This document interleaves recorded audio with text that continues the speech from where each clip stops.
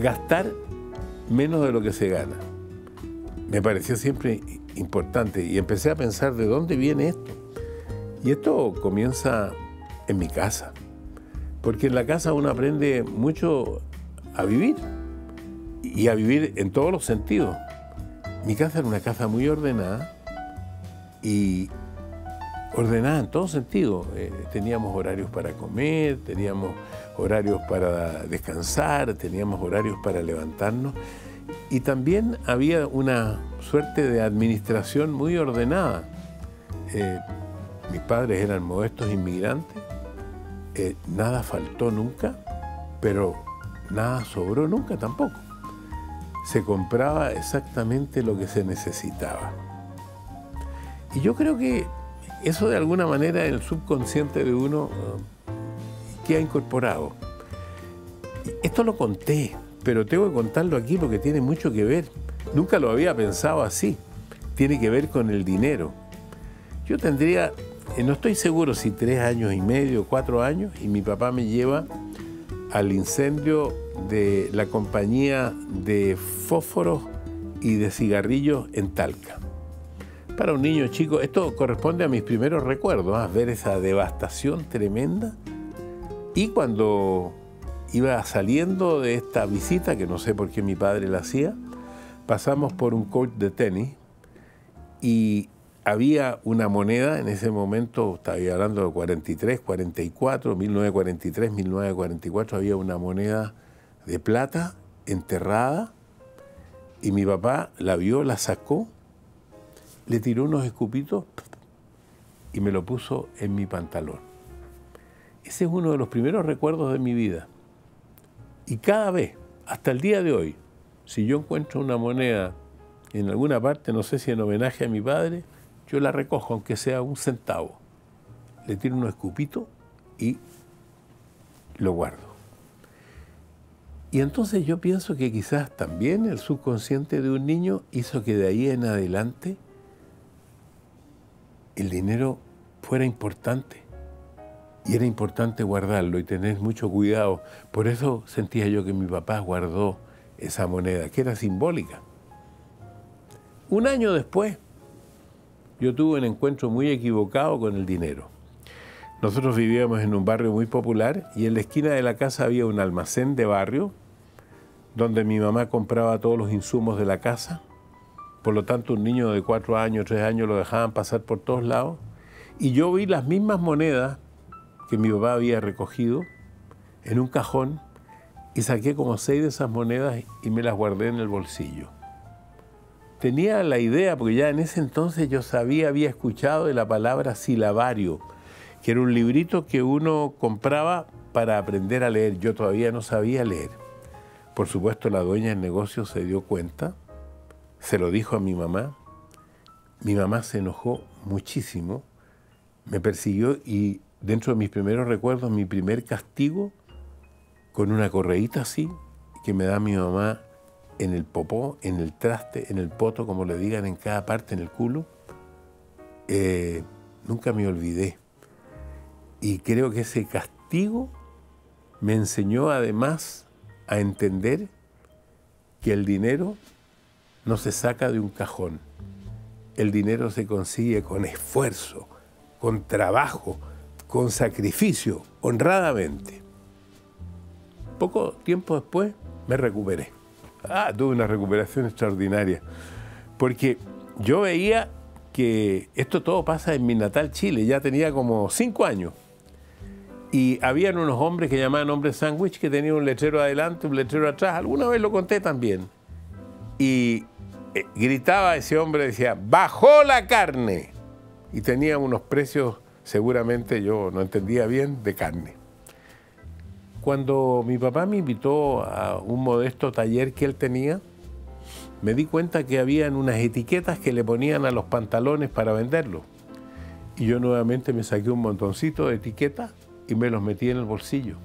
Porque ese hombre que gritaba bajó la carne, al mismo tiempo entregaba volantes a la gente. Y entonces yo, en ese mismo almacén donde ocurrió ese ingrato incidente, mi mamá estaba comprando y mientras tanto yo en la esquina estaba repartiendo las tarjetitas a todas las personas que pasaran. Y unas semanas después, mi papá, en la noche cuando estábamos cenando, me dice: te felicito, me trajiste el primer cliente. ¿Qué pasaba? Que yo no sabía leer todavía. En la tarjetita estaba la dirección del taller de mi papá. Un señor que recibió esa tarjetita tenía un negocio por ahí cerca y fue entonces al negocio de mi papá y le compró unos pantalones. Por lo tanto, yo le llevé como a los 5 años, 4 años y medio, 5 años y medio, exacto no conozco, le llevé el primer cliente.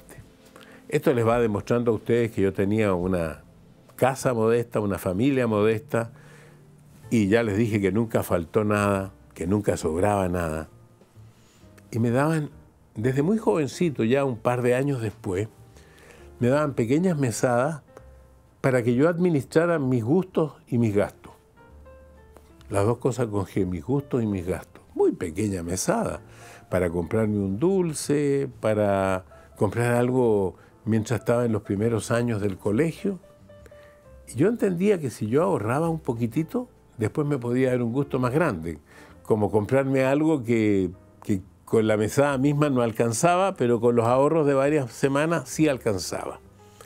Hay que entender que les estoy hablando de 1945 al 50, tiempos previos a toda la tecnología que hoy día existe. No había nada más importante que tener un billete físico, porque no había ni este celular, no había internet, uno tenía que sumar y restar a mano, las cuentas, como digo, se sacaban todas a mano, y no había nada más importante que tener un billetito físico. No existían tampoco las tarjetas de crédito, aún no llegaban. Y un poco más avanzado en mi vida escolar, y todo esto yo lo cuento porque creo que está relacionado con gastar menos de lo que se gana, tuve una idea. Yo me paseaba, y siempre esto es difícil de definir si fue a los 11 años, a los 12 años, pero por ahí. Yo me paseaba por Irarrázaval y veía que había muchos negocios. Y una de las cosas que me llamaba la atención es que mi mamá usaba medias nylon y en ese tiempo se tomaban los puntos a las medias. De pronto una media se le corría un punto, se llevaba a un lugar y le tomaban los puntos. Yo veía que había muchas tiendas que vendían medias. Y entonces un día entré a preguntar cuánto valían las medias como a 2 o 3 negocios. Y me dieron un precio para que sean dólares y sirva a todas partes. Supongamos que dijeran que valían $20 las medias. Pero yo sabía que a unas cuadras de ahí, como a unas 10 cuadras, había una fábrica de medias. Y voy a dar incluso la marca, porque la fábrica de medias se llamaba Laván. Y su publicidad decía: medias Laván, la van a fascinar. Y un día yo llegué a esa fábrica a preguntar cuánto valía una media. Y me dijeron que no vendían por una media, sino que vendían por docena. Entonces pregunté cuánto valía una docena. Y más o menos saqué la cuenta que en vez de que costaran $20, en realidad una media en la fábrica valía como $6, como $7. Entonces yo pensé, si yo vendo las medias a $15, a la gente le va a salir mucho más barato que los 20 o 25 que cobran en las tiendas. Entonces, con los ahorros que tenía, me compré una docena de medias, y esto puede ser vergonzoso, pero resultó en ese entonces. Se las ofrecí a un precio más bajo de lo que valían los negocios a mis profesoras. Y mis profesoras me lo compraron. Al final sí tuve un problema.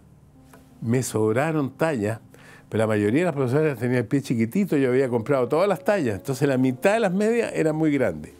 Volví a la fábrica y creo que este señor, al verme tan jovencito, no me hizo problema y me cambió las medias, y eso por supuesto me dio una utilidad en dinero que yo guardaba para darme algunos gustos.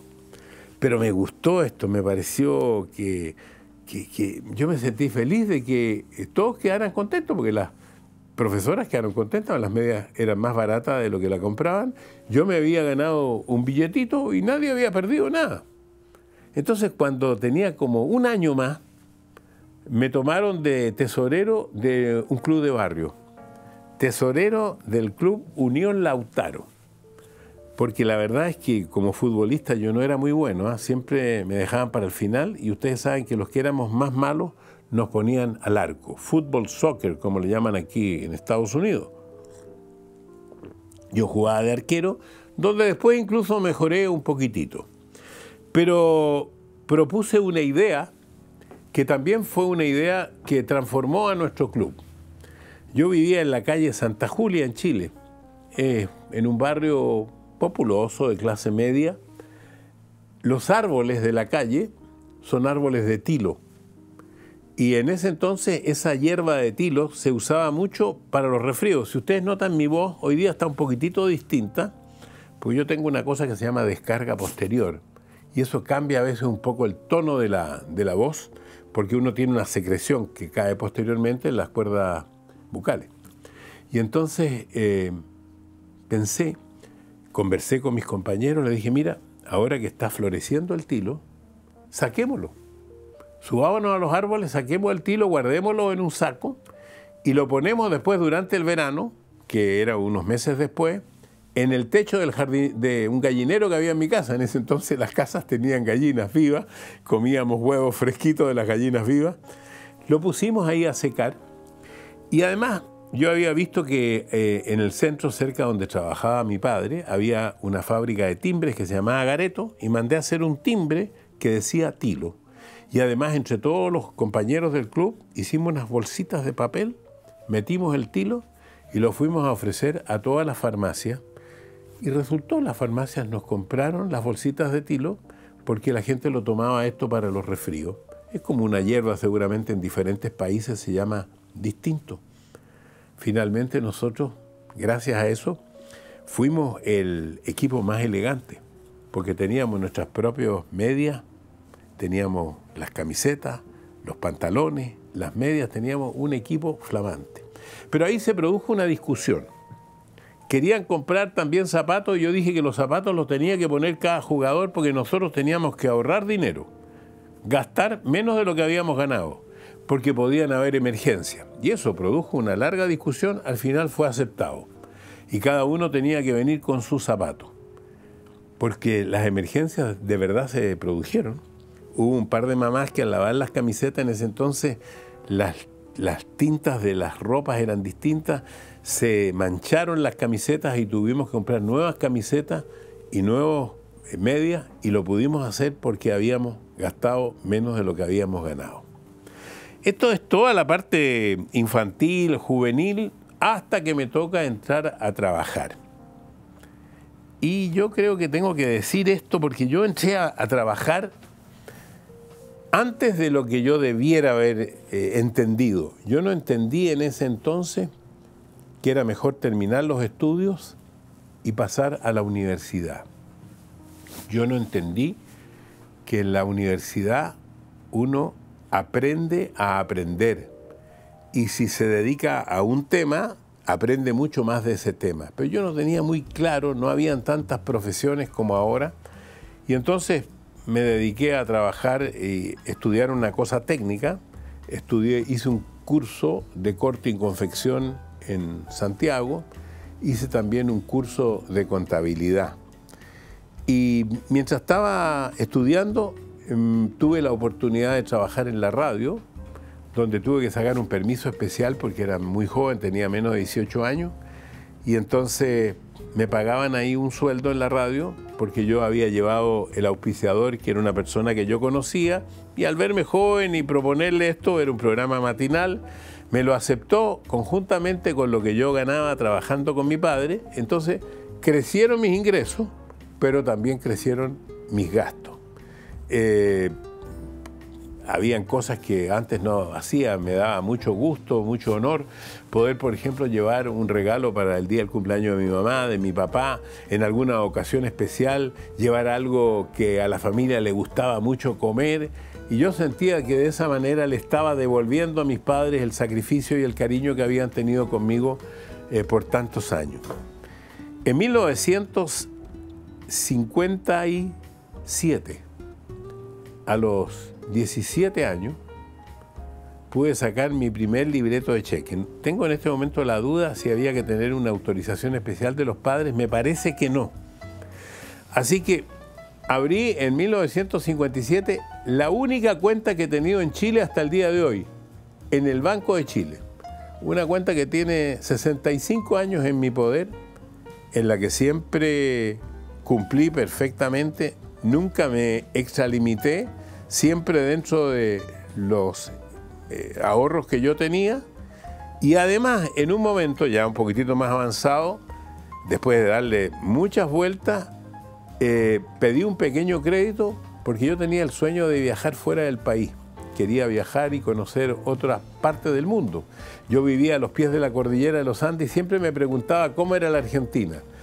Y pedí ese pequeño crédito que yo sabía que podía pagar al contado con mis ahorros, pero con mis ingresos mensuales sin ningún problema, para conseguir los pasajes y la estadía en Buenos Aires. Pero a los 19 años, después de todo esto que les cuento, se produce un gran cambio en mi vida, porque ahí mi padre consigue una beca para que yo vaya por un intercambio entre el gobierno de Chile y el gobierno de Estados Unidos. Lo he contado en otros momentos. Ahí fue donde por primera vez vi televisión en un hotel en Nueva York. Pero lo más importante que quiero contar aquí era el manejo del dinero, porque yo tuve que mantenerme solo durante 2 años. Yo nunca había salido de mi casa. Yo llegué a Nueva York con un papelito con 10 palabras en inglés. Aprender a vivir solo, aprender a manejarte solo, aprender a lavar tu ropa, a cocinar, porque no siempre a comer afuera, porque había que ahorrar. La cantidad de dinero que recibía yo no era mucha, pero de pronto se me iban los gastos y me daba cuenta yo que me quedaban 2 o 3 días, especialmente los primeros meses, y tuve que estar casi a pan y agua los últimos 2 o 3 días.